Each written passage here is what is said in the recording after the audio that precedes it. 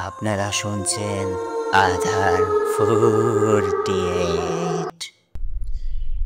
এই কারণেই তোমাকে ঋতু দেখেছিল তুমি গভীর ঘুমে ঘুমিয়ে আছো, আর ওইদিকে তুমি রাজবাড়িতে ছিলে। শোনো ঈশিতা, আমি আমার সাথীদের মধ্যে জানতে পেরেছি সে আসলে কে এবং তার নাম কি, আর সে কোথায় থাকে। সে হচ্ছে 3 লাখ শক্তিশালী জিনদের রাজা। তার নাম হচ্ছে ইয়ামিন শেখ। একটা কথা সত্য, সে যদি চাইতো তাহলে অনায়াসেই আমার 10জন সাথীকে হত্যা করতে পারত, কিন্তু সে এমনটা করেনি, কারণ সে চাচ্ছিল আমি তার বিষয়ে সব কিছু তোমাকে বলি। ঈশিতা, মহারাজ ইয়ামিন শেখ তোমাকে আসলেই মন থেকে অনেক ভালোবাসে। আর তোমার মনে আছে, আজ থেকে আরও 5 বছর আগে তুমি গ্রামের বাড়িতে তোমার বাবা মায়ের সাথে ঘুরতে গিয়েছিলে, আর বিকেলবেলায় তোমার মামাতো বোনের সাথে সেই গ্রামের নদীর পাড়ে হাঁটতে বের হয়েছিলে। তখন তোমার চোখে পড়েছিল নদীর মাঝ বরাবর খুব সুন্দর কিছু পদ্ম ফুল। তখন তুমি সেই ফুলগুলো নিজের হাতে নিতে চেয়েছিলে। তখনই তোমার চোখে পড়েছিল ঘাটে একটি নৌকা, আর নৌকার মাঝে একটি খুব সুন্দর পাঞ্জাবি পরা লোক বসে আছে। তুমি ভেবেছিলে সেটা হয়তোবা একটি মাঝি, তাই তুমি তার কাছে অনুরোধ করেছিলে যেন তোমাকে সেই মাঝ নদীতে নিয়ে যায় আর সেই পদ্ম ফুল উদ্ধার করে তোমাকে সাহায্য করে। অবাক করার বিষয় হলো, সেই ছিল মহারাজ ইয়ামিন শেখ। সে মানুষ রূপে সেই গ্রামে গিয়েছিল, কারণ সেই গ্রামের বড় মাদ্রাসার প্রধান শিক্ষক তার খুব কাছের বন্ধু। সেও ওই শিক্ষকের সাথে দেখা করতে গিয়েছিল, আর সেই শিক্ষকের কাছ থেকে সে কোরআন শিক্ষা শিখেছিল। সে খুবই ইমানদার একজন জিন রাজা। সে তোমাকে প্রথমবার দেখেই তোমার প্রেমে পড়ে গিয়েছিল। অতঃপর সে তোমাকে নিয়ে মাঝ নদীতে গিয়ে সেই পদ্মফুল তোমাকে উদ্ধার করতে সাহায্য করেছিল। বিনিময়ে তুমি তাকে 20টা টাকা উপহার দিয়েছিলে, মনে আছে? আমি বলি, হ্যাঁ মনে আছে, কিন্তু তাকে তো দেখে খুব সাধারণ মানুষের মতোই মনে হচ্ছিল। আমি তো কোনোভাবেই ধরতে পারিনি যে সে একটি জিন ছিল। আর সেদিনের পর থেকে এসেই তোমার পিছু লাগে, আর তোমাকে লুকিয়ে লুকিয়ে দেখা শুরু করে। আর সেটা তার সাথীদের মাধ্যমে খুব সহজেই তোমার বাড়ির ঠিকানা উদ্ধার করে নেয়। সে শুরুতে তোমার বাড়ির বাইরে জানালা দিয়ে তোমাকে দেখত, কিন্তু সে তোমাকে এতটাই ভালোবাসতো যে দূর থেকে দেখে তার মন ভরত না। সে আস্তে আস্তে তোমার কাছে আসতে শুরু করে। আরেকদিন রাতে সে সাহস করে তোমার খাটে তোমার পাশে ঘুমিয়ে পড়ে। এমনিভাবে এসে তোমাকে জড়িয়ে ধরে ঘুমাতে শুরু করে প্রতি রাতে। তুমি গভীর ঘুমে থাকার কারণে এগুলো কোনোভাবেই বুঝতে পারতে না। তেমনিভাবে একদিন রাতে খুব জোরে বৃষ্টি হচ্ছিল।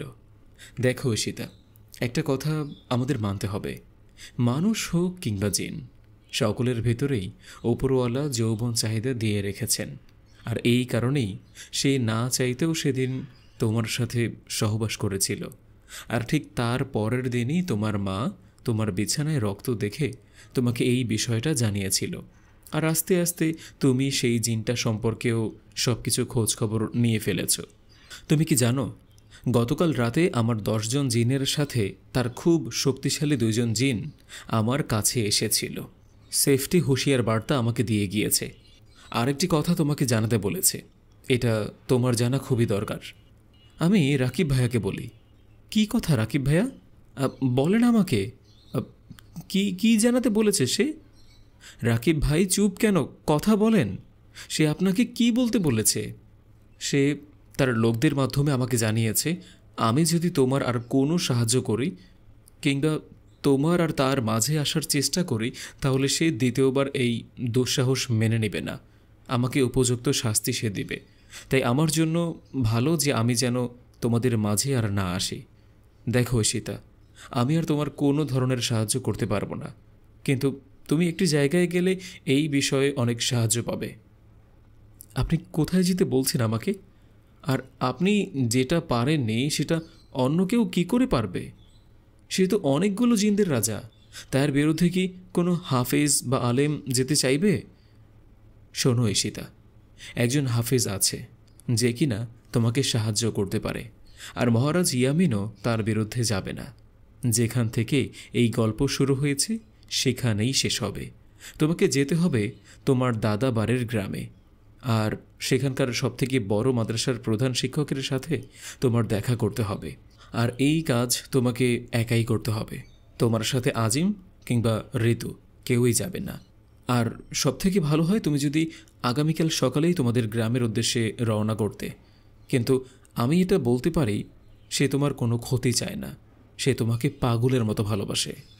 ঠিক আছে রাকিব ভাইয়া, আমি আগামীকালে যাব আমাদের গ্রামে। আমি জানি সে আমাকে অনেক ভালোবাসে, কিন্তু এটা কি করে সম্ভব? সে তো আমাদের মতো মানুষ না।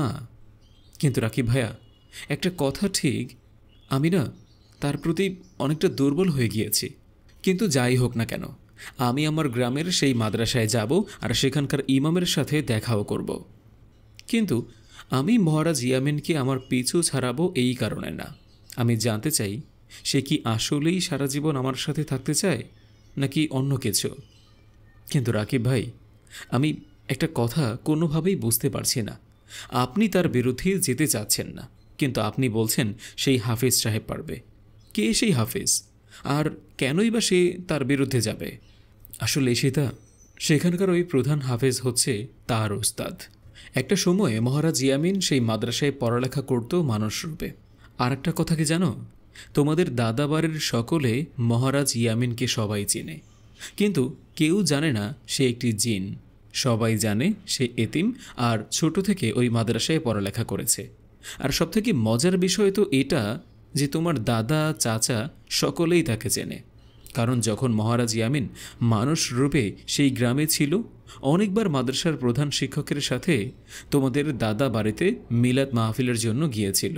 তোমার দাদা বাড়ির সকলেই তাকে চেনে, কিন্তু সেই গ্রামের সকলেই জানে ইয়ামিন এখন আর মাদ্রাসায় নেই। সেই পড়াশোনা শেষ করে অন্য এক গ্রামে একটি অনেক বড় মাদ্রাসার শিক্ষক। মাঝে মধ্যেই মহারাজ ইয়ামিন মানুষ রূপে তোমাদের গ্রামে যায় তার ওস্তাদের সাথে দেখা করতে, আর তেমনিভাবে তোমার সাথেও তার দেখা হয়েছিল। শুধু ওই গ্রামের মাদ্রাসার প্রধান শিক্ষকই জানে যে ইয়ামিন একটা জিন, আর প্রধান শিক্ষকের সাথে মহারাজ ইয়ামিনের খুব ভালো সম্পর্ক। মহারাজ ইয়ামিন তার ওস্তাদকে বাবার মতো করেই দেখেন। তাই বলেছি, সে আর যাই হোক না কেন, সেই হাফিজের বিরুদ্ধে কখনোই যাবে না। এখন একমাত্র সেই তোমাকে সাহায্য করতে পারে। ঠিক আছে রাকিব ভাই, তাহলে আজকে আমরা আসি। আপনাকে অনেক অনেক ধন্যবাদ। আপনার এই ঋণ আমি কখনো পরিশোধ করতে পারবো না। ভালো থাকবেন আপনি। আমি আগামীকাল যাব আমাদের গ্রামে। ঠিক আছে, তুমি তোমার নিজের খেয়াল রেখো। আর তোমাকে কাছে থেকে তো আর সাহায্য করতে পারবো না, তাই দূর থেকে চেষ্টা করব তোমাকে সাহায্য করার জন্য। কিছু জানার থাকলে আমাকে ফোন দিও, আমি চেষ্টা করব তোমাকে ফোনের মাঝে সব কিছু বোঝানোর। রাকিব ভাইয়ের থেকে বিদায় নিয়ে আমরা তিনজন সেই মাজার থেকে বের হয়ে আসি। আজিম ভাইয়া আমাদেরকে বাড়িতে পৌঁছে দেয় তার গাড়িতে। আমি আর ঋতু আমাদের ফ্ল্যাটে উঠে আসি। তখন ঋতু আমাকে বলে, ঈশিতা, কি করবে তুই এখন? তুই কি যাবি তোদের গ্রামে? হ্যাঁ রে, আমি কাল সকালেই রওনা করব। তুই দয়া করে আমার বাবা মাকে কিছুই বলিস না প্লিজ। ঠিক আছে, তুই চিন্তা করিস না, আমি আঙ্কেল আন্টিকে কিচ্ছু বলবো না। কিন্তু আমার না খুব টেনশন হচ্ছে। তুই আসলে কি করতে চাচ্ছিস? তুই কি আসলেই সেই জিনটার প্রেমে পড়ে গেলি নাকি? তুই কি ভুলে গেলি ও তোর সাথে সহবাস করেছে, যেটা তোর স্বামীর অধিকার ছিল? তারপরও ওকে এত সম্মান করিস কি করে বলতো? হ্যাঁ, এটা ঠিক, ও আমার অনুমতি ছাড়া আমার শরীরের সাথে খেলা করেছে। কিন্তু ঋতু, তুই যদি গতকাল আমার সাথে ওদের রাজ্যে যেতে পারতে, তাহলে দেখতি ও আমাকে কতটা সম্মান করেছে। তুই জানিস আমি ওর সাথে ঘুমিয়েছি, কিন্তু ও শুধু আমাকে জড়িয়ে ধরেছে, অন্য কিছুই করেনি। আর গত 5 বছর ধরে ও আমাকে দেখে শুনে রাখছে, প্রতি রাতেই আমার সাথে ঘুমাচ্ছে। ও চাইলে এই সুযোগটা অনেক আগেই নিতে পারত, আর অনেকবার নিতে পারত, কিন্তু ও এমনটা কখনোই করেনি। যা হয়েছে, একটা অ্যাক্সিডেন্ট ছিল সে রাতে। আমি আগামীকাল যাব আর মহারাজ ইয়ামিনের বিরুদ্ধে একটা নালিশ করব সেই হাফিজের কাছে। আমি আমার সাথে যা যা হয়েছে সব কিছুর অধিকার চাইব। ঈশিতা, তুই কি করতে চাইছিস আমি এখনও না কিছু বুঝতে পারছি না। হইছে, তোর বুঝতেও হবে না, এখন রান্না করি চল। আমরা সেদিনের মতো রান্না করে খেয়ে ঘুমিয়ে পড়ি। সেদিন রাতে আমার সাথে আর কিছুই ঘটে না। পরদিন আমি খুব সকাল সকাল উঠে বাস স্ট্যান্ডে চলে আসি। তারপর এখান থেকে সোজা রওনা করি আমাদের গ্রামের উদ্দেশ্যে। আমাদের গ্রামের বাড়ি বরিশাল বিভাগে। আমি আমার দাদুকে একটা ফোন দেই আর বলি, দাদু, আমি আসতেছি তোমাদের বাড়িতে। দাদু আমার মুখে এই কথা শুনে অনেক অবাক হয়ে যায় আর আমাকে বলে, তুমি হঠাৎ করে আসতেছি বললে যে, মানে তোমার বাবা মা তারা আসবে না? তারা তো কিছুই জানালো না আমাকে। আসলে দাদু, আমি বাবা মাকে না জানিয়েই আসতেছি। অনেক দিন তো তোমাদের দেখি না, তাই আসতেছি।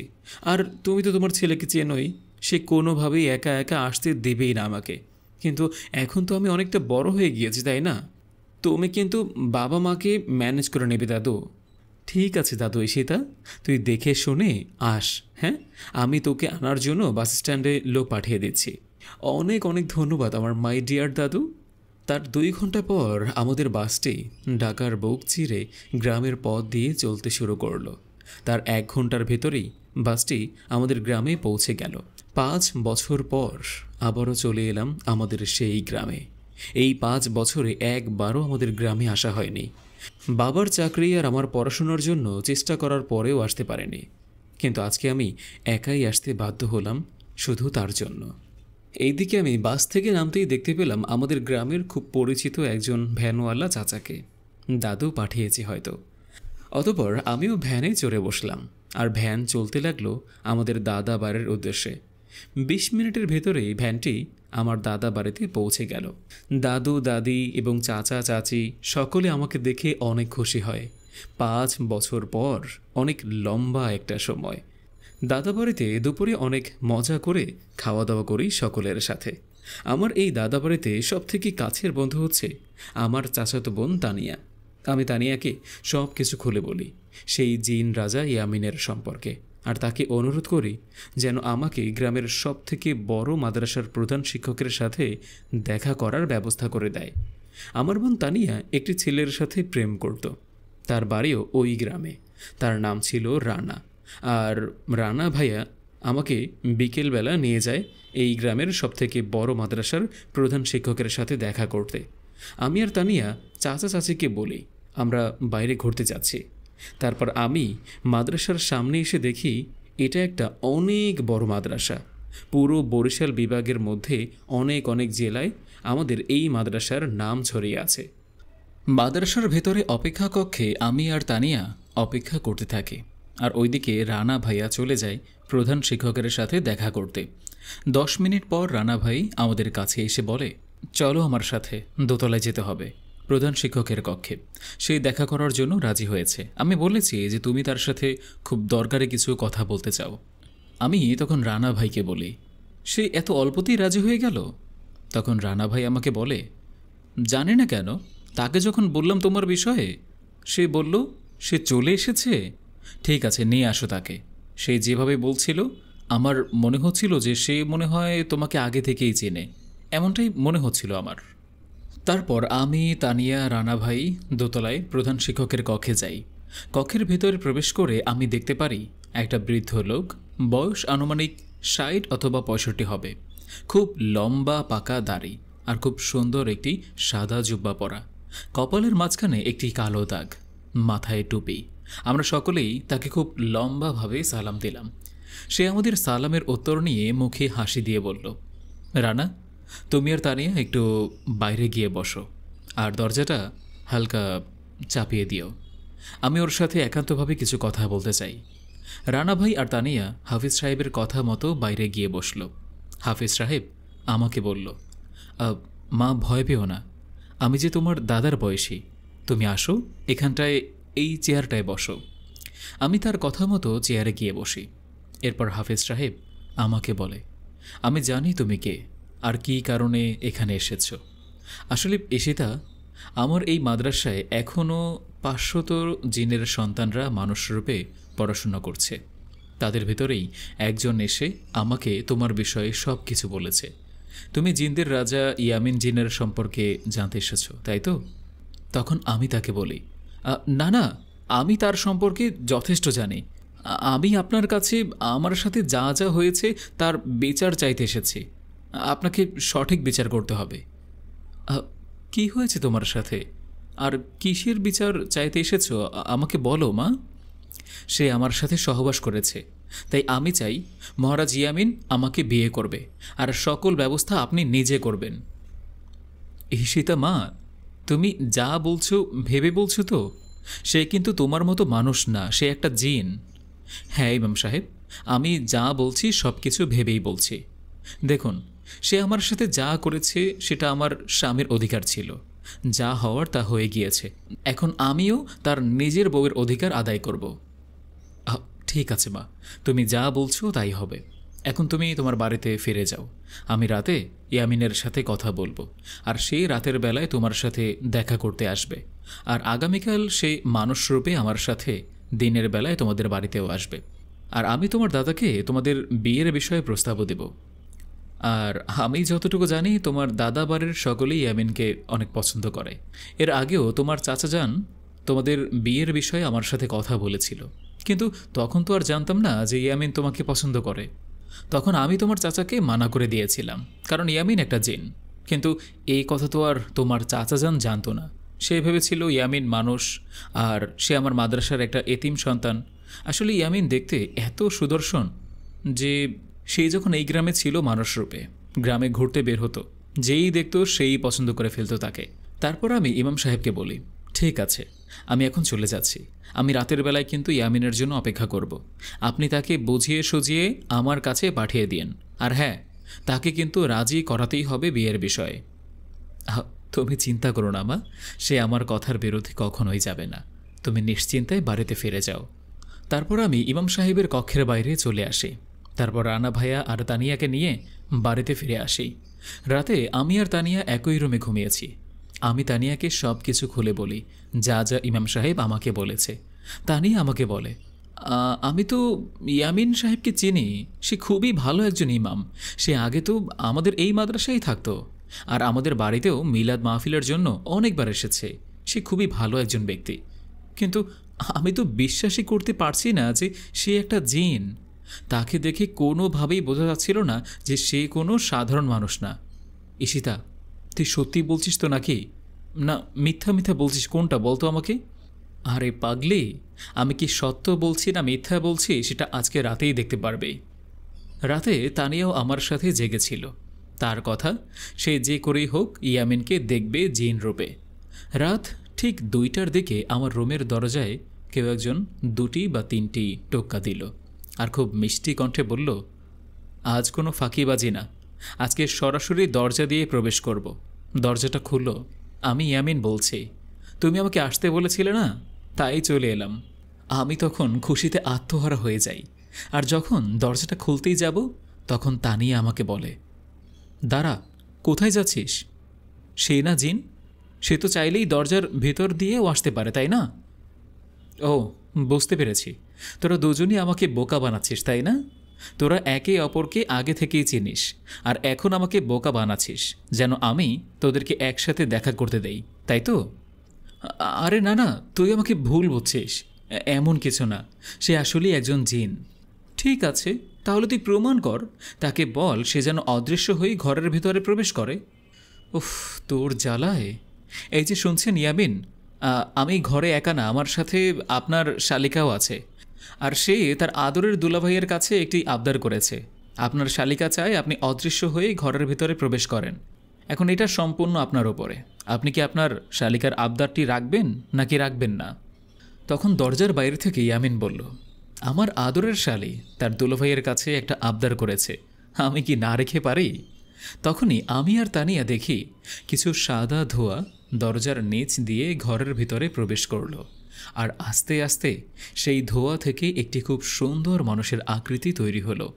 আমাদের সামনে দাঁড়িয়ে আছে ইয়ামিন, একটি খুব সুন্দর রাজকীয় পোশাক পরা সে। তানিয়া ইয়ামিনকে এই রূপে প্রথম দেখল, কারণ এর আগে যতবার সে ইয়ামিনকে দেখেছে খুব সাধারণ একটি পাঞ্জাবি আর টুপি পরা অবস্থায়, সে তাকে এই রূপে দেখে বিশ্বাস করতেই বাধ্য হলো যে আসলে ইয়ামিন একজন জিন রাজা। কিন্তু তানিয়া এই বিষয়টা বেশিক্ষণ নিতে পারল না। সে এটা দেখে অনেক ভয় পেল আর সেখানেই অজ্ঞান হয়ে মাটিতে লুটিয়ে পড়ল। আমি আর ইয়ামিন তার কাছে গেলাম। ইয়ামিন আমাকে বলল, ভয় পাওয়ার কিছু নেই। সে এইসব জিনিস দেখে অনেকটা ভয় পেয়ে গিয়েছে, তাই হয়তো জ্ঞান হারিয়েছে। সকালেই তার জ্ঞান ফিরে আসবে।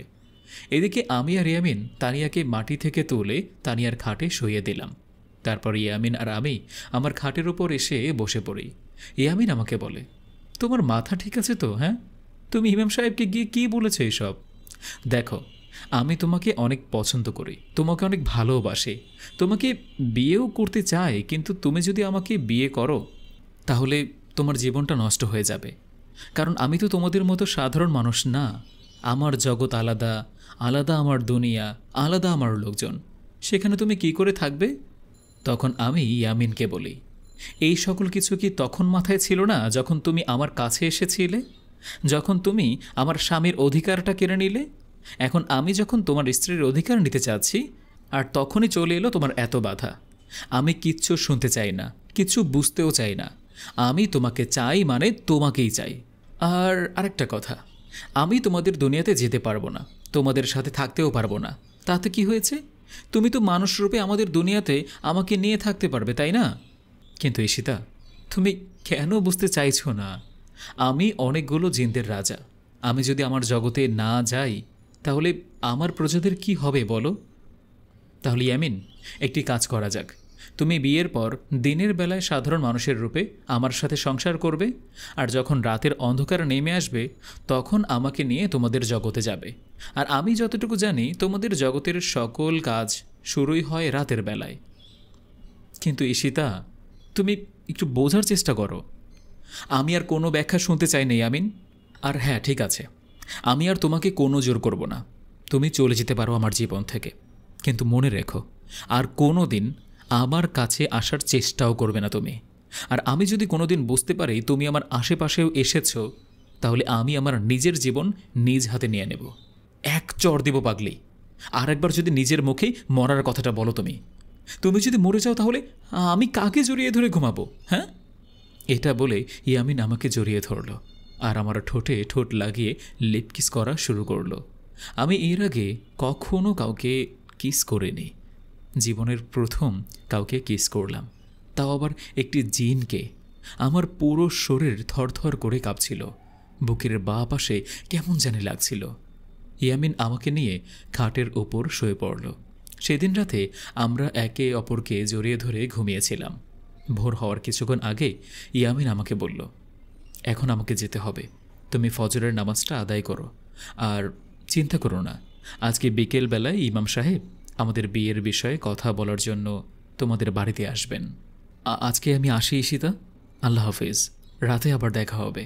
আর আমাকে বলবে কিন্তু তোমার পরিবার বিয়েতে রাজি হলো কি না। আমি ইয়ামিনকে বলি, তুমি চিন্তা করো না, আমি তো আছি।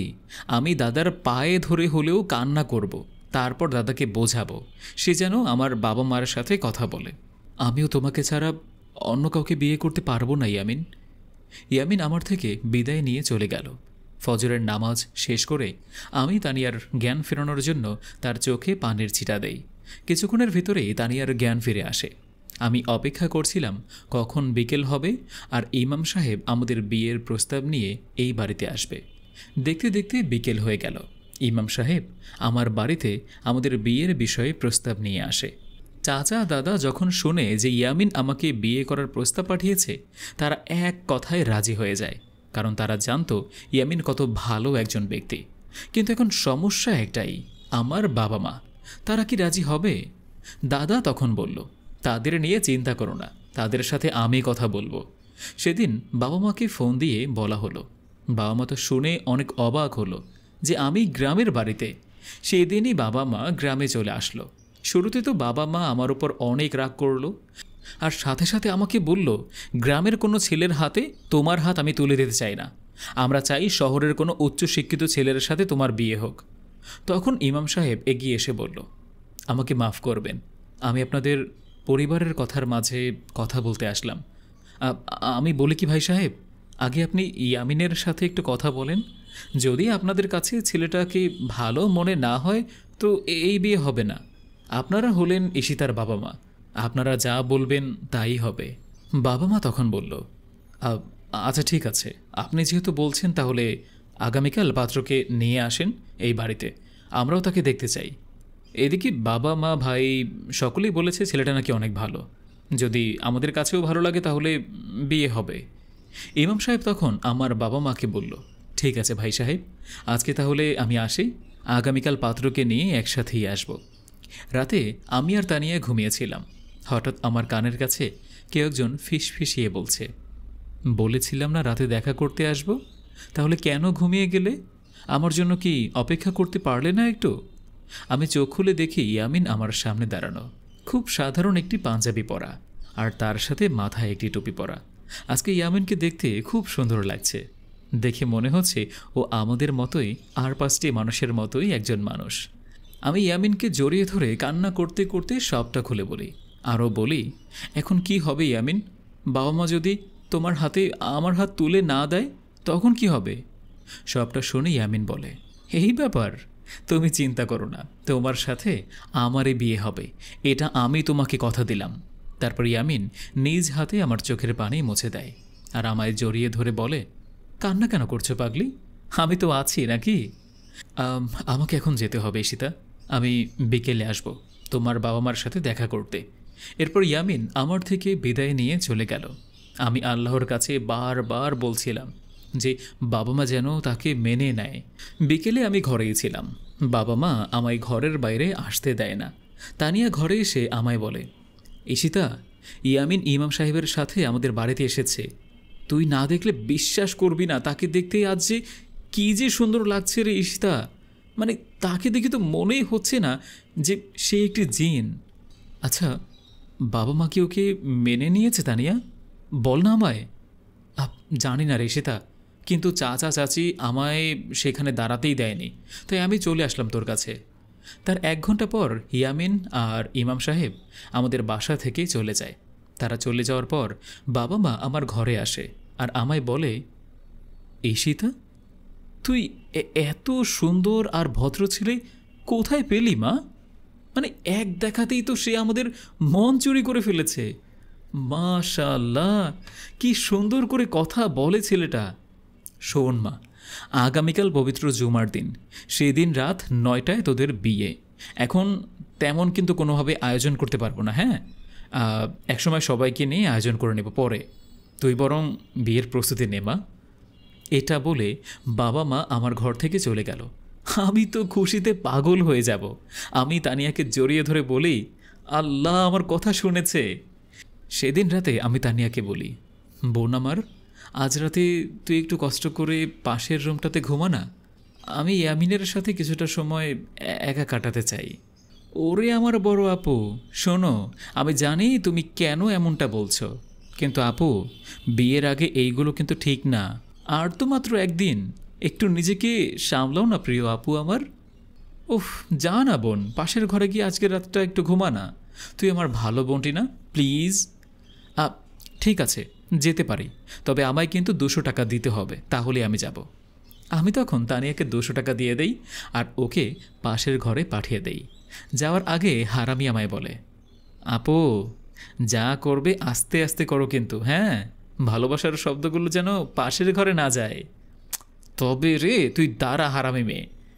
রাত 1টা বেজে গিয়েছে, আমি অপেক্ষায় আছি তার। সে আমার অনুমতি ছাড়া আমার সাথে অনেক কিছু করেছে, আজকে আসুক, আমিও বোঝাবো আমি কোন জিনিস। রাত 2টা 20, আমি একটি নীল রঙের শাড়ি পরে বিছানার উপরে শুয়ে আছি, ঘুমানোর নাটক করছি। ইচ্ছে করেই আমার কোমরটা যেন দেখা যায় এমনভাবে শাড়ি পরে আছি আমি লক্ষ্য করি আমার ঘরটা ঠান্ডা একটা বাতাসে ভরে গেল আর দরজার ফাঁকা দিয়ে কিছু সাদা ধোঁয়া ঘরে প্রবেশ করলো। আমি বুঝতে পারলাম যে কে এসেছে। আমি চোখ দুটো বন্ধ করে ঘুমানোর নাটক করে কিছুক্ষণ শুয়েছিলাম। আমি দেখি ইয়ামিন আস্তে আস্তে আমার কাছে আসলো। আমি খুব সুন্দর করেই সেজেছি, সে তো দেখি অনেক মুগ্ধ হয়ে আমার দিকে তাকিয়ে আছে। ইয়ামিন আমাকে ডাকতে শুরু করলো, ঈশিতা, এই ঈশিতা, ওঠো, আমি এসেছি। কিন্তু আমি তার ডাকে কোনো সাড়া দিচ্ছিলাম না, আমি চুপটি করে ঘুমানোর নাটক করছিলাম।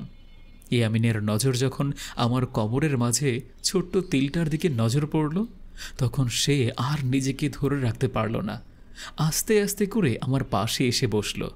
তারপর কোমলভাবে তার 2টি হাত আমার কোমরে রাখল আর আলতোভাবে হাত দুটো বোলাতে শুরু করলো। আমি আর বেশিক্ষণ নিতে পারলাম না। আমার হার্টবিট যেন বেড়ে যাচ্ছিল, ঘাড়ের পাশ দিয়ে কেমন একটা লাগছিল। তখন আমি আর ঘুমানোর নাটক করতে পারলাম না। আমি এক লাফে শোয়া থেকে উঠে বসি আর তার হাত দুটো ধরে বলি, বন্ধ করো, কি করছো তুমি? বন্ধ করো এবার। উফ, তোমাকে শিক্ষা দিতে গিয়ে আমি নিজেই শিক্ষা পেয়ে গিয়েছি।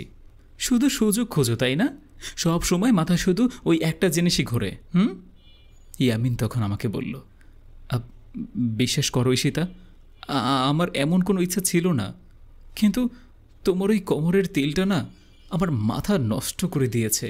তাছাড়া আজ বাদে কাল তো আমরা বিয়ে করছি নাকি? প্লিজ বিশ্বাস করো, আমি কিচ্ছু করব না, শুধু তোমার ওই তেলটাকে একটা কিস করব। ইয়ামিন এত মায়া লাগিয়ে কথাগুলো বলছিল যে আমি কোনোভাবেই তাকে না করতে পারছিলাম না। আমি তাকে বলে দিলাম, ঠিক আছে, কিন্তু একটা কিস করবা, এর বেশি কিন্তু কিছু করবা না। বিশ্বাস করো ঈশিতা, আমি এর বেশি কিচ্ছু করব না। তখন ইয়ামিন আমাকে ধাক্কা দিয়ে আবারও বিছানায় শুইয়ে দিল। আবার আমার শাড়িটার কোমরের পাশ থেকে সরিয়ে ফেলল। গোলাপি ঠোঁটটা আস্তে আস্তে আমার কোমরের কাছে নিয়ে আসলো। তারপর একটু সুন্দর করে একটা কিস করলো আমার কোমরে। আমার উত্তেজনা বেড়ে গেল, আমার হার্টবিট বেড়ে গেল। ইয়ামিন সেখান থেকে উঠে আমার ঘাড়ে একটা কিস করলো। আমি যেন পাগল হয়ে যাচ্ছিলাম। আমি তাকে আটকাতে চেয়েও আটকাতে পারছিলাম না।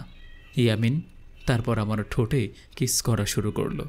আমি মনে মনে ভাবছিলাম, আজ বাদে কাল আমাদের বিয়ে। কিন্তু ইয়ামিনের অবস্থা দেখে মনে হচ্ছে সে আজকেই বাসর করে ফেলবে, তাকে আটকানো দরকার। আমি ইয়ামিনকে একটা ধাক্কা দিয়ে সরিয়ে দিলাম আর বললাম, কি করছো ইয়ামিন এগুলো? শান্ত হও, কালকে তো আমাদের বিয়ে, আর আমি তো তোমারই নাকি? পাগল হয়ে যেও না প্লিজ। ইয়ামিন তখন আমাকে বলল, আচ্ছা ঠিক আছে, বাদ দিলাম এগুলো। আচ্ছা শোনো ঈশিতা, আমরা বিয়ের পর কিভাবে সংসার করব? আমি ইয়ামিনকে বললাম, শোনো, দিনের বেলায় আমরা মানুষদের মাঝে থাকব, তুমি ছোটোখাটো একটা মাদ্রাসায় জব করবে, আর দিন শেষে বাসায় আসবে, আর রাত যখন গভীর হবে তখন তুমি আর আমি তোমার দুনিয়ায় চলে যাব। কারণ তুমি একজন রাজা, তোমার কিছু দায়িত্ব আছে, সেগুলো পালন করবে। ইয়ামিন আমাকে বলল, তুমি কখনো আমাকে ছেড়ে যাবে না তো? তখন আমি ইয়ামিনকে বললাম, আমি যতদিন বাঁচব তোমার সাথেই বাঁচব। তারপর আমরা একে অপরকে জড়িয়ে ধরে ঘুমিয়ে পড়লাম। ভোর হওয়ার সাথে সাথে ইয়ামিন আমাকে ঘুম থেকে তুলে বলল, ঈশিতা, তাহলে আজকে আমি আসি, হ্যাঁ? রাতে আবার আসব, সেটা জামাই সেজে। যেটা গতকাল রাতে করতে যাওনি সেটা কিন্তু আজকে রাতেই দিতে হবে। আমি ইয়ামিনকে বলি, আমি তোমার জন্য বউ সাজে অপেক্ষা করব। ইয়ামিন আমার থেকে বিদায় নিয়ে চলে গেল। আজকে পবিত্র জুমার দিন। আজ রাতেই বাবা আমাদের দুহাত এক করে দিবেন। বাড়ি ভর্তি মানুষজন, সকলের বিয়ের আয়োজন নিয়ে অনেক ব্যস্ততা, আর আমি ব্যস্ত আমার ভাবনাকে নিয়ে। আজকে আমাদের বাসর রাত। এই রাতটাকে নিয়ে আমার কত আশা ছিল। আজকে আমি বাসর করব একটা জিনের সাথে। ভাবা যায় বিষয়টা? ইয়ামিন ও ইমাম সাহেব বিকেলের ভেতরেই বাড়িতে আসার কথা ছিল। মাগরিবের পরে আমাদের বিয়ে। তবে বিকেল গড়িয়ে সন্ধ্যা নেমে এলো। না আছে ইমাম সাহেবের খোঁজ, আর না আছে ইয়ামিনের খোঁজ। আমরা অনেক টেনশনে পড়ে গেলাম, কেন আসছে না তারা এখনও? বাবা, চাচা আর আমার চাচাতো ভাই এগিয়ে গেল মাদ্রাসার দিকে দেখার জন্য আসলে কি হয়েছে, তারা কেন এখনও আসছে না। কিন্তু তারা মাদ্রাসায় গিয়ে দেখে সেখানে ইমাম সাহেব নেই। মাদ্রাসার অন্যান্য লোকেরা বলছে, ইমাম সাহেব ও ইয়ামিন আপনাদের বাড়ির দিকেই তো রওনা করলো, আর 2 থেকে 3 ঘন্টা আগেই রওনা করেছে। কি হচ্ছে এসব? তারা যদি বিয়ের জন্য মাদ্রাসা থেকে আমাদের বাড়িতে আসার জন্যই রওনা করে থাকে, তাহলে মাঝপথে তারা কোথায় হারিয়ে গেল? বাবা, চাচা ও আমার চাচাতো ভাই বাড়িতে ফিরে আসে। বিয়ের আয়োজন বন্ধ হয়ে গিয়েছে। সবার মনটা খুবই খারাপ। কি হলো, কেন হলো, কেউ কিচ্ছু বুঝতে পারছে না। আমি আমার ঘর লাগিয়ে দিয়ে একা একা ফুপিয়ে ফুপিয়ে কান্না করছি। ইয়ামিন এমনটা করতে পারল? সে যদি আমাকে বিয়ে নাই করতে চাইতো তাহলে বললেই হতো। এভাবেই আমার বাবা মার মান সম্মান নিয়ে খেলার কোনো অধিকার তো নেই তার। দরজার বাইরে থেকে তানিয়া এসে আমাকে ডাকছে, ঈশিতা, যা হওয়ার তা হয়ে গিয়েছে। সারাদিন তুই কিচ্ছু খাসনি, আয় বোন, একসাথে খেয়ে নেই আমরা। তানিয়া তুই যা তো, আমার কোনো ক্ষুধা নেই, আমি ঠিক আছি। তোরা আমাকে নিয়ে একদম চিন্তা করিস না। তুই একটু আমার বাবাকে দেখ, অনেক কষ্ট পেয়েছে হয়তো। আমি কোনো দিনই ইয়ামিনকে মাফ করব না, কোনো দিন না। সে আমার জীবন নিয়ে এভাবে খেলা করলো, সে এত নিষ্ঠুর কী করে হলো বলতো? এসে সব ঠিক হয়ে যাবে বোন, তুই দরজাটা খুল না প্লিজ। তোকে বললাম তো আমি ঠিক আছি, তুই যা এখান থেকে। তানিয়া তখন চলে গেল। তানিয়া যাওয়ার পর আমি আমার বিছানায় শুয়ে পড়ি। আমি আমার মনে অনেক আঘাত পেয়েছি। আমি ইয়ামিনকে অনেক ভালোবেসে ফেলেছি। সে আমার সাথে এত বড় একটা চিট করেছে, তারপরেও না তাকে আমার মন থেকে কোনো অভিশাপ দিতে পারছিলাম না। কান্না করতে করতে আমি একটা পর্যায়ে ঘুমিয়ে পড়ি। ঘুমের মাঝে আমি খুব অদ্ভুত একটা স্বপ্ন দেখি। আমি দেখছিলাম ইয়ামিন একটি অনেক বড় ঘোড়ার গাড়ির উপরে একটি খাঁচার ভিতর বন্দী আছে। ঘোড়ার গাড়িটি একটি পথ ধরে এগিয়ে যাচ্ছে, আর তার চারপাশে অনেক সৈনিক হেঁটে হেঁটে যাচ্ছে। তার পাশে একটি রাজকীয় পালকি চলছে, আর পালকির পাশে একটি খুব সুন্দর রাজকীয় হাতিও চলছে। হাতিটির উপরে একটি খুব সুন্দরভাবে বয়স্ক লোক বসে আছে। লোকটির পরনে আছে খুব সুন্দর সম্রাটদের মতো পোশাক। হঠাৎ করে সেই বয়স্ক লোকটি সকলকে বলল, সবাই একটু থামো। এটা বলার সাথে সাথেই সেই হাতিটি আস্তে আস্তে নিচু হয়ে গেল, আর সেই সম্রাটের মতো দেখতে বয়স্ক লোকটা হাতি থেকে নেমে এলো। তখন আমি দেখি পাশেই একটি মহিলা ভেতর থেকে বের হয়ে এলো। খুব সুন্দর একটি মহিলা। মহিলাটি খুব সুন্দরভাবে রাজকীয়ভাবে সেজে আছে, যেমনটা আগেরকার দিনের মহারানীরা সেজে থাকত। সেই বয়স্ক লোক আর সেই মহিলাটা আমার দিক করে আমাকে বলতে শুরু করে। এদিকে আমি স্বপ্নের মাঝেই দেখছিলাম তারা আমাকে দেখতে পারছেন। তারা আমাকে উদ্দেশ্য করে বলে, ইয়ামিনকে আমরা নিয়ে যাচ্ছি, সে আর কখনো তোমার জীবনে ফিরে আসবে না। তোমরা যেটা করেছো সেটা ভুল, তোমরা যেটা করতে যাচ্ছিলে সেটাও ভুল। এটা প্রকৃতির নিয়মের বাইরে। সে একটা জিন আর তুমি একটা মানুষের কন্যা। তোমাদের বিয়ে ও বাসর কখনোই হতে পারে না। আমাদেরকে ভুল বোঝো না, আমরা খারাপ কোনো জিন না। আমরা ইয়ামিনের খুবই আপন মানুষ। তোমাদের ভালোর জন্যই আমরা এই কাজটি করতে বাধ্য হয়েছি, এবং এরই সাথে আমরা আশা রাখি তুমি তোমার দৈনিক জীবনে আবার ফিরে যেতে পারবে। আর ইয়ামিন তোমার সাথে যা যা করেছে তার জন্য আমরা আসলেই লজ্জিত। তারপরেও আমরা তোমার কাছে ক্ষমা চাইছি। ভালো থাকবে তুমি ঈশিতা। তখনই আমার ঘুমটা ভেঙে যায়। আমি লাফিয়ে উঠি ঘুম থেকে। হে আল্লাহ, এটা কেমন স্বপ্ন দেখলাম আমি? আর স্বপ্নের মাঝে তারা কে ছিল? বাইরের দিকে তাকিয়ে দেখি ভোর সকাল হয়ে গিয়েছে। বাবা আমার দরজার বাইরে এসে আবারও আমাকে ডাকতে শুরু করে, আর বলতে শুরু করে, মা দরজাটা খোল, একদিন হয়ে গেল কিছুই যে খাসনি। তুই যদি এমন পাগলামি করিস তাহলে যে আমারও খুব কষ্ট হয়। যা হওয়ার তা তো হয়ে গিয়েছে, এখন নিজেকে সামলে নে, নিজেকে আর কষ্ট দিস না মা। আমি বুঝতে পারছিলাম আমার জন্য বাবা মায়ের অনেক কষ্ট হচ্ছে। আমি এক দৌড়ে দরজাটা খুলে ফেলি আর বাবাকে জড়িয়ে ধরে কান্না করতে শুরু করি। আমি বাবাকে সবটা বলতে চাচ্ছিলাম, আর ইয়ামিন যে আসলে একটা মানুষ না সেই সব কিছু, কিন্তু কেন জানি না আমি তাকে বলতে পারছিলাম না।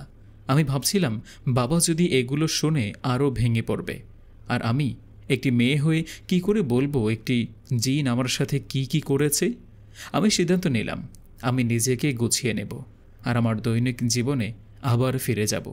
আমি বাবাকে বলি, বাবা আজকেই আমরা ঢাকায় চলে যাব, আমার না কিছু ভালো লাগছে না, আমার এখানে একদমই ভালো লাগছে না। বাবা আমাকে বলে, ঠিক আছে মা, আমরা আজকেই ঢাকায় চলে যাব। সকাল 10টা, ব্যাগপত্র গোছ করে দাদা চাচার থেকে বিদায় নিয়ে রওনা করব ঢাকার উদ্দেশ্যে।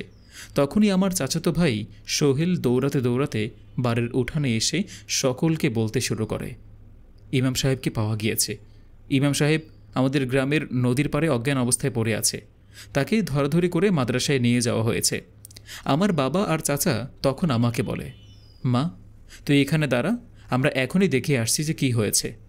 আমার মনের মধ্যে তখন অনেক অজানা প্রশ্ন উদয় হতে শুরু করল। ইমাম সাহেবের কি হয়েছে? আর সে কেনই বা অজ্ঞান অবস্থায় নদীর পাড়ে পড়েছিল? আর গতকাল রাতের ওই স্বপ্নের সাথে কি ইমাম সাহেবেরও কোনো যোগসূত্র আছে? গল্পটা এখানে একটা টুইস্টের সাথেই শেষ করলাম। এর পরবর্তী পার্ট আপনারা শুনতে চান কি না অবশ্যই কমেন্টে জানাবেন। আমার কাছে গল্পটা অনেক অনেক ভালো লেগেছে। আপনাদের কাছে কেমন লেগেছে অবশ্যই কমেন্টে জানাবেন। আর নেক্সট পার্ট যদি আপনারা চান তাহলেই দেয়া হবে। এবং আপনারা আমাদের লাইভে কে কে যুক্ত হয়েছিলেন এবং কে কে লাইভে আমাদের সাথে কথা বলতে এসেছিলেন তারাও অবশ্যই কমেন্ট করবেন। দেখা হচ্ছে পরবর্তী ভিডিওতে। ততক্ষণ পর্যন্ত ভালো থাকুন, সুস্থ থাকুন। আল্লাহ হাফিজ। আসসালামু আলাইকুম।